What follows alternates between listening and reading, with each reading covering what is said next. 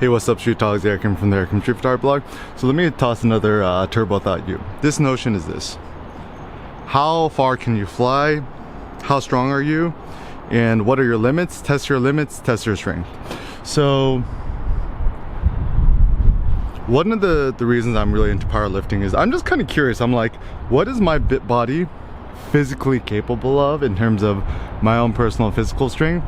And also, like, for me as a creator and artist, I'm just kind of curious what my mental limits are, or my artistic limits are, in terms of my personal productivity, what I make, what I think, and so forth.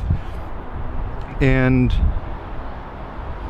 I had this theory that our physical strength and our creative artistic strength is intermingled. It's part of it is kind of one and the same thing.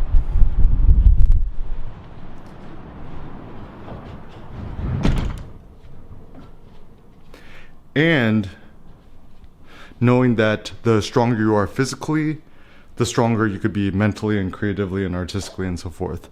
So let me just give you a practical example. So let's say you only slept 2 hours last night and you want to write, you want to blog and do all this other stuff.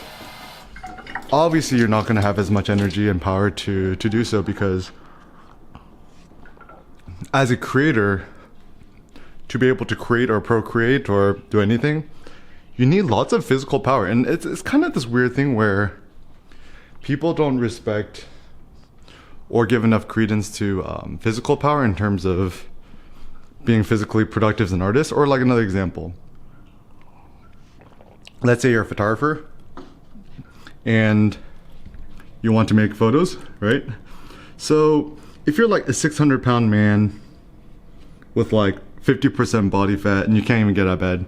I mean, this is an extreme example, but obviously it's going to be difficult for you to get out of bed and walk around all day and shoot photos. And actually I found that probably the most productive or the best photographers I know, they have really strong legs and they can walk for like hours on end.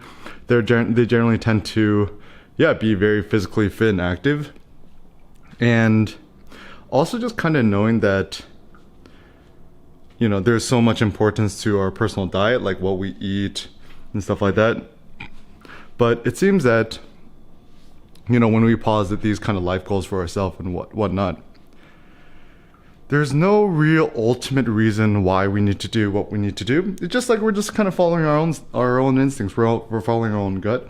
And I think it's more of a vanity thing. It's a vanity thing in terms of us being curious how strong we are because we consider ourselves strong and great, and therefore trying to discover the optimal conditions or situations where we can maximize our own power, our own abilities, or just kind of take it to the next level. So I think moving forward, it's good for us to consider this.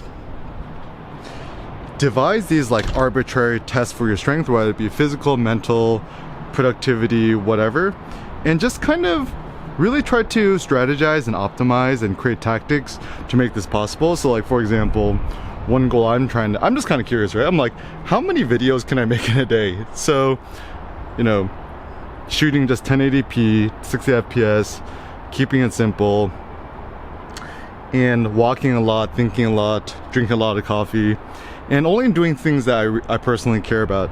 And so once again, it's kind of a stupid goal. It doesn't really matter in the ultimate scheme of things, but it's more of testing your own personal strength and see how far you could go.